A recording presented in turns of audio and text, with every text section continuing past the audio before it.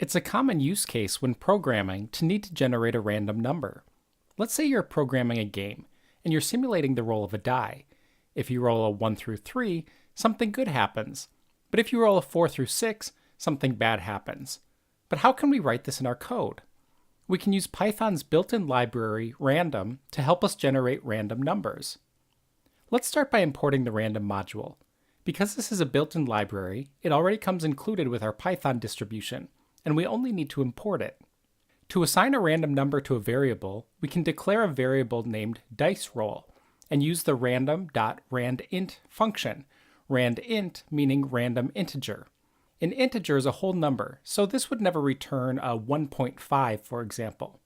Randint accepts two parameters, a start integer and an end integer, in our case 1 and 6. Note that both 1 and 6 are inclusive. This function will return to us a random number. This random integer is not fixed, so it will change every time the code is run.